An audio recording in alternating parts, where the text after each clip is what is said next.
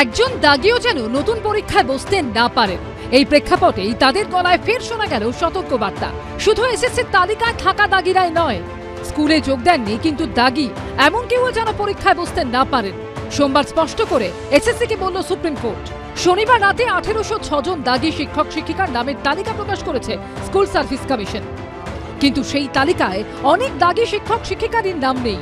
এই অভিযোগে সুপ্রিম কোর্টে দ্বারস্থ হন এক চাকরিহারা যোগ্য শিক্ষক। সেই মামলাতেই সোমবার স্কুল সার্ভিস কমিশনকে তালিকা যাচাই করে ব্যবস্থা নেওয়ার নির্দেশ দিল সুপ্রিম কোর্টের বিচারপতি সঞ্জয় কুমার ও বিচারপতি সতীশ চন্দ্র শর্মার বেঞ্চ।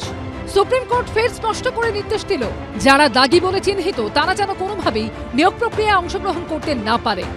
যোগ্যদেরকে পরীক্ষায় বসার সিদ্ধান্ত এটা অবৈজ্ঞানিক পদ্ধতি, কারণ সেখানে ফ্রেশারদের জন্য পরীক্ষা হোক এবং যোগ্য যারা ছিল, যাদের ক্ষেত্রে বাক কমিটি বা সিবিআইয়ের ক্ষেত্রে যার ক্ষেত্রে কোনো নাম নেই, সরকার চুরি দুর্নীতি করেছে, এটা আমার প্রশ্ন জলের মতো স্পষ্ট হয়ে গেছে, তাদেরকে অবিলম্বে বিধানসভায় জরুরি অধিবেশন ডেকে অর্ডিন্যান্স এনে বিরোধী পক্ষ যেহেতু বলেছে সমর্থন করবে, সরকার পক্ষের দায়িত্ব, সরকার ভুলটা করেছে, নির্ভুল নিখুঁত যোগ্যদের তালিকা বের করে তাদেরকে সসম্মানে পুনর্বহালের ব্যবস্থা করুন, না হলে কিন্তু আগামী দিনে বাংলায় কিন্তু ভয়ঙ্কর খেলা হবে, কিন্তু মুশকিল হয়ে যাবে।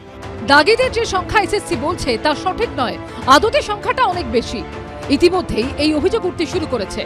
যে সমস্ত নির্দিষ্ট ক্যাটাগরিকে সুপ্রিম কোর্ট হাইকোর্ট বলে দিয়েছে যে এরা হচ্ছেন পুরোপুরিভাবে দুর্নীতিগ্রস্ত, তার সংখ্যাটা ন্যূনতম 6000। সুপ্রিম কোর্টের চাপের মুখে এসএসসি একটা লিস্ট বার করে নিজেদের পিঠ বাঁচাবার চেষ্টা করেছেন।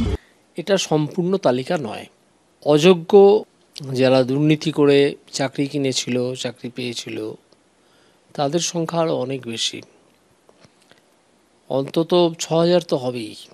এই পুরো কাজটা, অর্থাৎ নতুন করে যে পরীক্ষা নেওয়া, এই পুরো কাজটা স্কুল সার্ভিস কমিশনের হাত থেকে নিয়ে অন্য কোনো ইন্ডিপেন্ডেন্ট এজেন্সির কাছে দিতে হবে।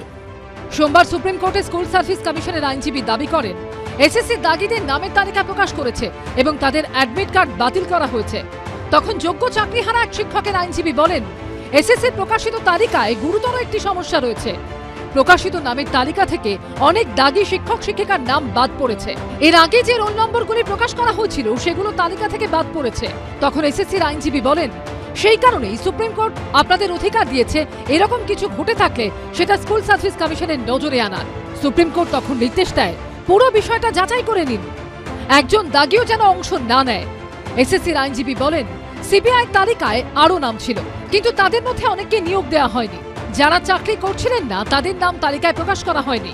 দাগিদের তালিকায় শুধুমাত্র তাদের নামই রয়েছে যারা চাকরি করছিলেন। তখন সুপ্রিম কোর্ট বলে, দাগি বলে চিহ্নিত এমন যাদের আগে নিয়োগ করা হয়নি সেই প্রার্থীদেরও এবার পরীক্ষায় বসতে দেওয়া উচিত নয়। এটা বিচারাধীন, আমরা এটা নিয়ে কোনো মন্তব্য করছি না। সুপ্রিম কোর্ট বলেছে, সেটা এসএসসি দেখবে, যেটা করার সেটা করবে।